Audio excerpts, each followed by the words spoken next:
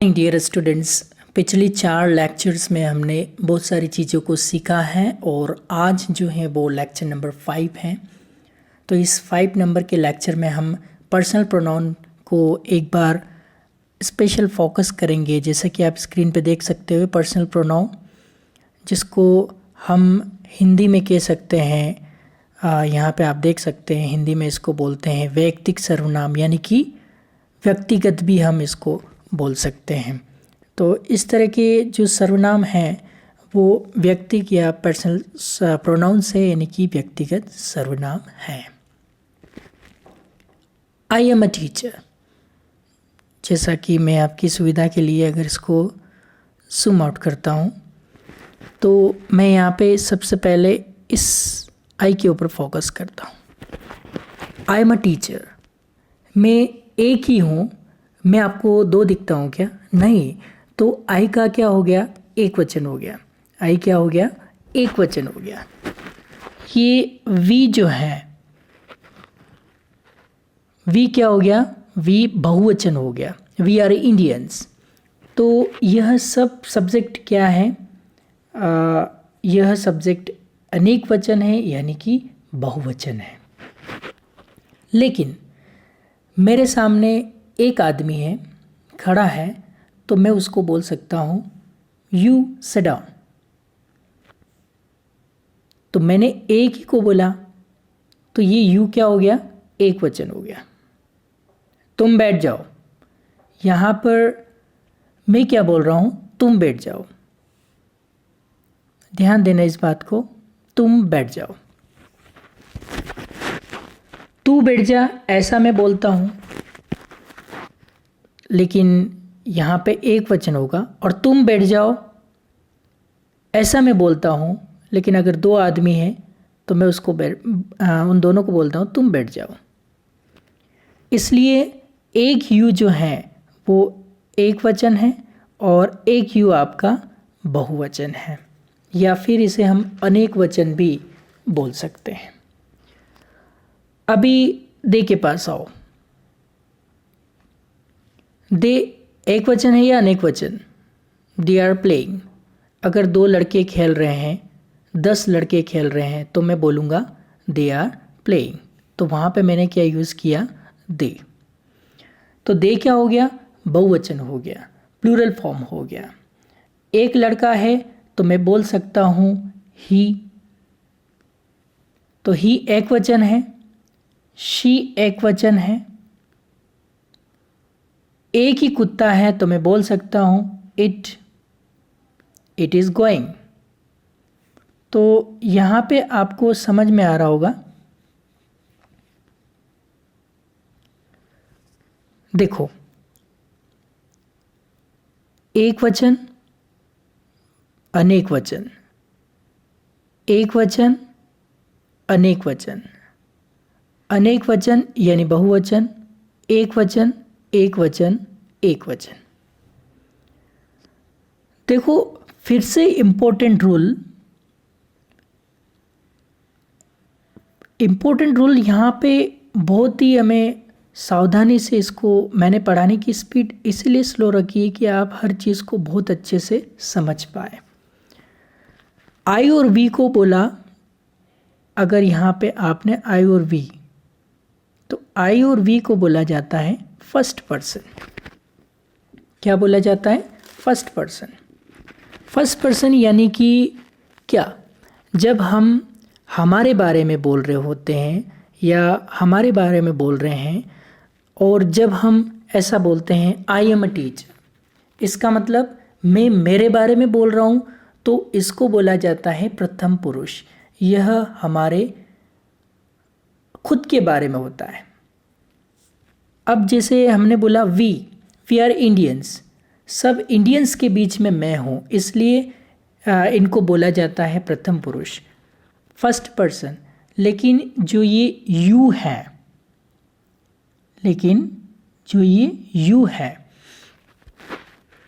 इस यू का क्या? ये यू है, इसको बोला जाता है सेकंड पर्सन। सेकंड पर्सन हमेशा हमारे सामने होते हैं, लेकिन ये जो दे हैं ये थर्ड पर्सन है। ये दे कौन सा है? ये थर्ड पर्सन है। अगर 10 लड़के वहाँ पर खेल रहे हैं तो मैं बोलूँगा या फिर मैं बोलता हूँ दे आर प्लेइंग। वो मेरे बीच में नहीं है तो मैं बोलता हूँ दे आर प्लेइंग। वो मेरे बीच में नहीं है, बाजू में है, तो मैं बोल सकता हूँ दे आर प्लेइंग। तो यह क्या हो गया? Third person. और हमेशा ध्यान में रखो थर्ड पर्सन हमारे बीच में नहीं होते हैं। अभी हम थर्ड पर्सन में क्या क्या आ रहा है? दे, ही, शी, इट, ये सब कुछ आ रहा है। अब लेते हैं ही का मतलब वह लड़का, ही इज़ गोइंग। अभी रास्ते से वो लड़का जा रहा है लेकिन मेरे बीच में नहीं है, मेरे सामने भी नहीं है, तो मैं बोलता हूँ ही इज़ गोइंग। तो ही क्या हो गया? थर्ड पर्सन सिंगुलर नाउन हो गया। शी, वह लड़की जा रही है, उसका नाम भी मैं नहीं लेता हूँ लेकिन शी इज़ गोइंग। वो मेरे बाजू में भी नहीं है, वो मेरे बाजू में है, वो मेरे पास भी नहीं है और सामने भी नहीं, केवल बाजू में है, उसके लिए मैं यूज़ कर सकता हूँ she. Aishwarya lives in Mumbai, she gets up early in the morning. तो ऐश्वर्या के बारे में मैंने शी बोला लेकिन वो यहाँ पर भी नहीं है, मेरे सामने भी नहीं है, मैं उसके बारे में बोलता हूँ लेकिन वो थर्ड पर्सन हो गई। और ये जो इट है, वह कुत्ता रास्ते से जा रहा है तो मैं क्या बोलूँगा? It is going. वो यहाँ पर भी नहीं है और मेरे सामने भी नहीं है, तो इसीलिए फर्स्ट पर्सन, ये जो फर्स्ट पर्सन है, ये सेकंड पर्सन है और ये जो थर्ड पर्सन है। लेकिन अगर हम इसको अच्छे से और भी समझें तो आपको उम्मीद करता हूँ बहुत अच्छे से समझ में आ रहा होगा, लेकिन फिर भी मेरी कोशिश ये रहती है कि मेरे स्टूडेंट को सबसे अच्छा कॉन्सेप्ट मिले और वो लाइफ टाइम इसको याद रखें। तो इसमें क्या क्या है मैं आपको बता सकता हूँ। आप देखिए, इसमें एक वचन है, एक बहुवचन है, एक वचन है, बहुवचन है, बहुवचन है, एक वचन है, एक वचन है, एक वचन है। ये सब्जेक्ट आप ख्याल में रखो। फिर से एक बार मैं आपको बता देता हूँ। नाम के बदले जो शब्द आता है, मैं बोलता हूँ राम सुबह जल्दी उठता है, राम ब्रश करता है, राम नहाता है, राम जाता है, राम खाता है, राम पीता है। हमेशा राम राम राम अच्छा लगता है क्या? नहीं। तो मैं राम के बदले क्या बोलूँगा?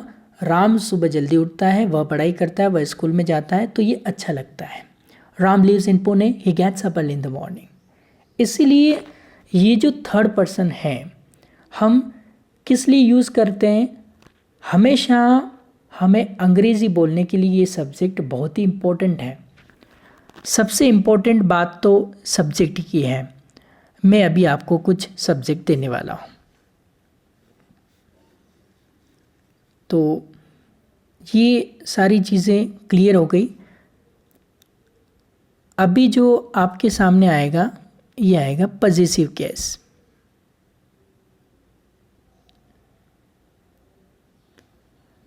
अब पॉजिटिव केस क्या होता है, इसको भी आप थोड़ा सा समझ लीजिए। जैसे हमने पढ़ा है I me my, we us our, you you your, you you your, he him his, she her her, they them their. देखो, तो ये माई क्या है? ये माई क्या है? माई यानी मेरा, सिंपल। माई यानी मेरा। अब आप इसको भी नोटिस करो, थोड़ा इस साइड में आए तो यहाँ पे एक चीज़ लिख रखी है, माई पेन। माई पेन का मतलब हो गया मेरा पेन। तो माई के बाद एक नाउन है, ये जो माई है इसके बाद एक नाउन है, कॉमन नाउन है। तो माई पेन यह भी सब्जेक्ट हो सकता है, मेरा pen. My father, my mother, my sister, my uncle, my aunty, my wife, my son, my daughter, ऐसा बोल सकता हूँ, ऐसा मैं बोल सकता हूँ। तो माई का मतलब क्या, मेरा, मेरी, मेरे। तो ये आपको समझ में आया होगा। In the same way over, our का मतलब क्या, हमारा। हम दोनों भाई भाई हैं, आवर फादर, लेकिन आवर फादर हमारे पिताजी एक ही हैं। तुम्हारा और मेरा पेन एक ही है। तो यहाँ पे देखो, इसको मैं फिर से आपको एक्सप्लेन कर देता हूँ। जैसे आवर पेन, यहाँ पे एक चीज़ और आई है, आवर पेन। अब आवर पेन का मतलब क्या, तुम्हारा और मेरा पेन एक ही है, आवर पेन। इसका मतलब उस पेन पर दोनों का हक है। मैं बोलता हूँ आवर पेन, अगर मैंने बोला आवर पेन, तो लेकिन ये सब्जेक्ट कौन सा हो गया, सिंगुलर हो गया। अब माई पेन बोला था, माई पेन अगर बोलो तो एक ही पेन है, और माई पेन्स, पेन में मैं एस जोड़ देता हूँ, माई पेन्स। तो माई पेन अगर बोला तो एक ही पेन है, और माई पेन्स बोलूँगा तो बहुवचन हो जाएगा। ये एक वचन है और ये बहुवचन हो जाएगा। इसी तरह आपने देखा कि इन बेसिक कॉन्सेप्ट को हम जितना अच्छे से समझेंगे, आगे इंग्लिश बोलने में बहुत ही सहायता इनसे मिलने वाली है। तो इसी तरह अगला जो हमारा टॉपिक है, यूअर। यूअर मतलब होता है तेरा, तेरी, तेरे। Your father, your mother, your brother, your sister, your uncle, your aunty, your wife, your daughter, your husband. ऐसा मैं बोल सकता हूँ या ऐसा मैं बोलता हूँ। लेकिन यह योर पेन, जैसे कि यहाँ पे वापस हम उसी रो में देखते हैं कि यहाँ पे लिख रखा है योर पेन। योर पेन इसका मतलब तेरा पेन। अब वो पेन तेरे पास है, ये पजेसिव केस है, इसको हम बोलते हैं। इन द सेम वे, अगर मेरे सामने दो लड़के हैं तो मैं बोलूँगा, तो मैं क्या बोलूँगा, योर पेन्स बोलूँगा। योर पेन यानी कि दो हैं, लेकिन वो सेकंड वाले के लिए यूज़ होगा। तो इसको हम पहले इधर बेसिक समझ लेते हैं, उसके बाद इधर चलते हैं। अगर मेरे सामने दो लड़के हैं तो मैं बोलूँगा योर फादर, योर क्लास, इसलिए दोनों एक ही है, दोनों का क्लास एक ही है। जैसे मैंने बोला योर क्लास, इसलिए दोनों का क्लास एक ही है। योर पेन, यह पेन एक ही है, इसलिए यह सब्जेक्ट सिंगुलर है, यह बहुवचन सब्जेक्ट नहीं है, यह प्लूरल सब्जेक्ट नहीं है। अगला अगर मैं यहाँ पे देखूँ, हिज। अब हीज़ का मतलब क्या हो रहा है, हीज़ यानी उसका, उसकी, उसके, तीनों इस कैटेगरी में आ रहे हैं हीज़ वाले में। तो उस लड़के का, उसका, उसकी, उसकी यानी उस लड़के का। अगर कोई पुरुष है, उसका पेन, तो यहाँ पे आप फिर से देखो, अगर आपको कहना है उसका पेन तो आएगा हीज़ पेन, यानी कि उस लड़के का पेन। तो यहाँ पे कुछ चीज़ें जो टेक्निकली अगर हमें समझनी है, अगर कोई पुरुष है उसका पेन है हीज़ पेन, उसकी माँ हीज़ मदर, उसके डैडी हीज़ डैडी या his father, his uncle, his aunty. In the same way her, जैसे कि आपने हीज़ देखा, इन द सेम वे यहाँ पे एक और चीज़ है हर। हर का मतलब क्या, हर का मतलब उस लड़की के या उसकी या उस लड़की के। हर फादर मतलब उस लड़की के पिताजी, स्त्रीलिंगी हो, कोई भी स्त्री हो, उसके पास अगर कोई चीज़ है तो मैं बोलता हूँ हर पेन। जैसे कि यहाँ पे एक एग्जाम्पल दे रखा है, हर पेन, हर पेन यानी कि उस लड़की का पेन। अगर आपने हीज़ पेन बोला तो उस लड़के का पेन, और हर पेन बोलोगे तो उस लड़की का पेन। जैसे सेंटेंस आता है कि उसका पति शराबी है, तो बहुत सारे बोल देते गलती से his husband is drunkard. His मतलब तो लड़के का हो गया, लड़के का पति थोड़ी ना होता, लड़की का पति होता है। हर हस्बैंड इज़ ड्रंकर्ड आएगा। तो इस तरह से आपको ये चीज़ ध्यान रखनी है। बहुत सारे जो अच्छे अच्छे पढ़े लिखे लोग भी यहाँ पे मिस्टेक करते हैं, तो आपको हीज़ और हर में कंफ्यूज्ड नहीं होना है। हर पेन इसका मतलब उस लड़की का पेन, उस लड़की का पेन, उस औरत का पेन भी मैं कह सकता हूँ। तो आपको ये चीज़ समझ में आई होगी कहाँ पे हीज़ यूज़ करना है, कहाँ पे हर यूज़ करना। इन द सेम वे एक और हमारे पास है देयर। देयर का मतलब उनका, उनकी, उनके, तीनों यहाँ पे होता है। वहाँ पर दो लड़के हैं, मैं मेरे दोस्त को बताऊँगा their father is a very good person. जैसे यहाँ पे देयर पेन यूज़ किया था, उसी से हमें एक एग्जांपल ले लेते हैं। देयर पेन यानी कि उनका पेन। अब जैसे यहाँ पेन की जगह, ये पेन की जगह मैं अगर फादर ले लेता हूँ, तो जैसे वहाँ पर दो लड़के खड़े हैं, मैं मेरे दोस्त को बताऊँगा their father is a very good person. उन दो लड़कों के पिताजी जो हैं वो बहुत ही अच्छे व्यक्ति हैं। देखो, लेकिन उनके पिताजी क्या हो गए, एक ही हो गए। वो लड़के तो दो हैं, लेकिन उनके पिताजी कितने हो गए, एक ही हो गए, यानी कि सिंगुलर हो गए। तो इस बात का भी आपको विशेष ध्यान रखना है, मिस्टेक नहीं करना है। लेकिन अगर आपको यह प्लूरल दिखेगा, लेकिन दिख कैसा रहा है कि जैसे ये प्लूरल सब्जेक्ट हो, लेकिन है कौन सा, ये सिंगुलर सब्जेक्ट है, बहुवचन नहीं है। उसके बाद का जो नाउन है वो एक ही है। जैसे यहाँ पे देयर के बाद पेन, वो एक ही है, वो आपको देखना होता है। जैसे हमने बोल दिया देयर पेन, इसका मतलब देयर प्लूरल नहीं हुआ, ये सिंगुलर है। तो देयर के बाद में क्या है वो आपको नाउन देखना पड़ेगा। तो वो एक ही है देयर पेन, उसका मतलब ये होता है कि उनका पेन एक ही है। तो आ गया समझ में आपको, उम्मीद करता हूँ ये पॉसेसिव केस का जो टॉपिक है बहुत ही काम का है। इन द सेम वे मैं यहाँ पे कह सकता हूँ, मैंने यहाँ पे मेंशन नहीं किया, लेकिन यहाँ पे जो इट है, इस इट के थ्रू भी मैं बता सकता हूँ। ऐसा कह सकता हूँ इट्स पेन यानी कि उस कुत्ते का पेन, इट्स टेल उस कुत्ते की पूंछ या उस कुत्ते की टेल, इट्स हाउस उस कुत्ते का घर, ऐसा भी हो सकता है। इन द सेम वे यहाँ पे हम ज़्यादा फोकस नहीं किया है। और एक एग्जांपल और यहाँ पे हमने दिया है, राम्स। कई बार किसी का नाम होता है उसमें एप्रोस्ट्रोफी एस लगाना होता है, तो उसका मतलब क्या होता है ये आप समझ लीजिए।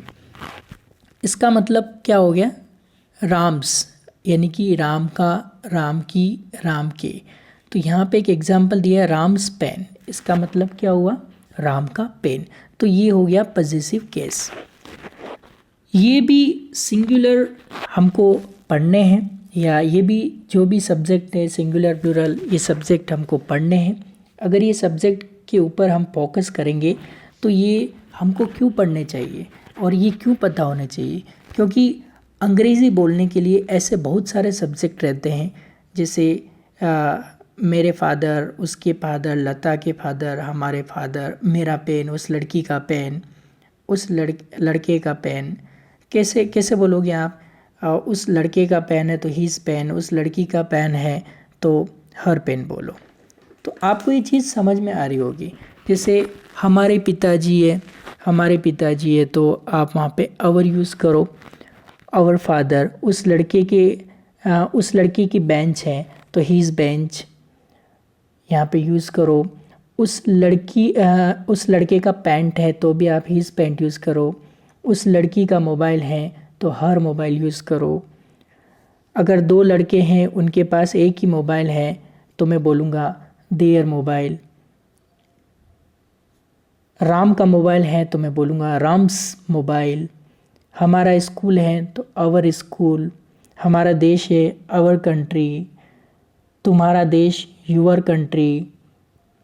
उस लड़के का देश हिज कंट्री। उस लड़की का देश हर कंट्री। लता का देश लताज कंट्री। तो ये हमें आने चाहिए। ये सब्जेक्ट बहुत ही इम्पोर्टेंट है, लेकिन अभी हम स्टेप बाय स्टेप आगे देखेंगे। ये सब्जेक्ट का यूज़ करेंगे, हम अंग्रेज़ी बोलने की कैसे कोशिश कर सकते हैं। तो ये चीज़ आपने सीखी। तो जो हमारी जो न्यूली लॉन्च्ड 24 जनवरी को जो एनुअल फंक्शन में जो बुक लॉन्च हुई थी, उसमें हमने पेज नंबर 5 पे उसकी बुक अगर आपके पास नहीं है तो आप परचेस कर सकते हैं जाके स्टोर से। तो उस बुक के पेज नंबर 5 में हमने एक पूरा टेबल दिया है इसका प्रोनाउन का, जैसा कि आप यहाँ देख सकते हो। इसमें हमने पर्सन भी बताए। फर्स्ट पर्सन में I singular, first person plural we, second person singular you, second person plural you, third person singular में आ रहे हैं आपके ही, शी, इट, और थर्ड पर्सन प्लूरल में आ रहे हैं दे। ये पूरा सिस्टमेटिकली उसमें समझाया हुआ है, तो आप उसमें स्टडी कर सकते हैं। उसके बाद मी मुझे, अस हमें, यू तुझे, यू तुम्हें, हिम हर और इट, इन तीनों का मतलब होता है उसे, और दे मतलब उन्हें या उनको। ये एक्यूजेटिव यानी कि द्वितीय विभक्ति है।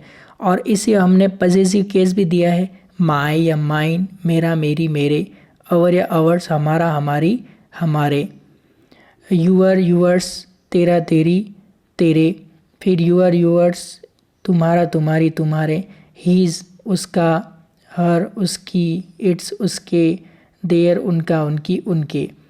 और ये पजेसिव केस जैसा कि हमने अभी देखा।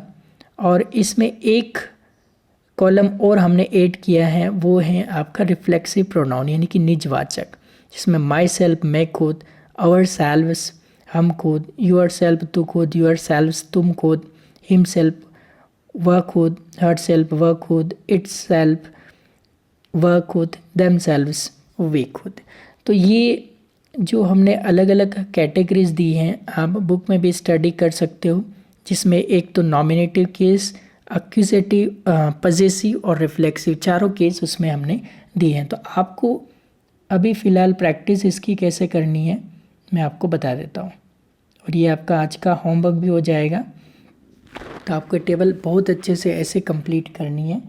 सुनिए, आई, मी, माई, माई सेल्फ, मैं, मुझे, मेरा, मैं खुद, we, us, our, our selves, हम, हमें, हमारा, हम खुद, you, you, your, your self, तू, तुझे, तेरा, तू खुद, you, you, your, your selves, तुम, तुम्हें, तुम्हारा, तुम खुद, ही, हिम, हिज, हिमसेल्फ, वह, उसे, उसका, वह खुद, she, her, her, her self, वह, उसे, उसका, वह खुद, इट, इट, इट्स, इटसेल्फ, वह, उसे, उसका, वह खुद, दे, देम, देयर, देमसेल्व्स, वे, उन्हें, उनका, वे खुद।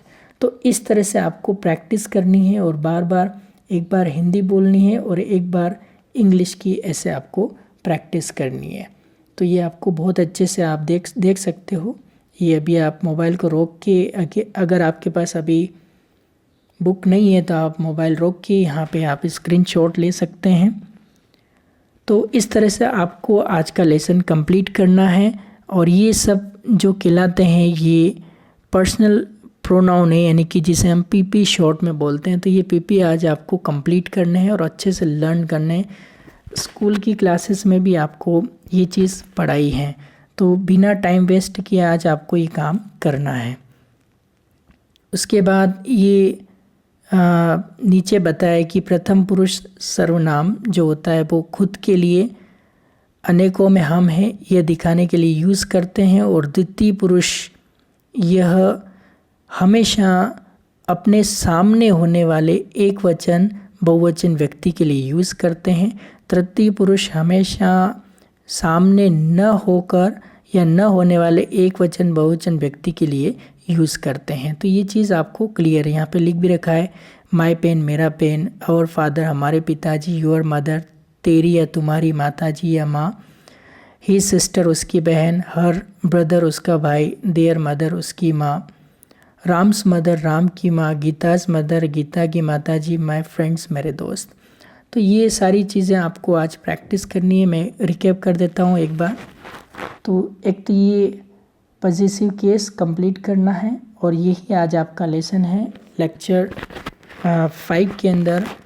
कल हम पढ़ेंगे second type of simple present tense जो कि नेगेटिव फॉर्म होता है, बहुत ही इंटरेस्टिंग है। तो पहले आपको ये चीज़ कंप्लीट करनी होगी, और अगर आपको कोई डाउट है तो आपको बताया हुआ कि इन नंबर पे, ये नंबर आप सेव कर लीजिए, और इस पे आप ऑडियो की अपनी प्रैक्टिस भी भेज सकते हैं और डाउट भी पूछ सकते हैं। डाउट पूछने का प्रोसेस पहले की वीडियो में भी आपको बताया है।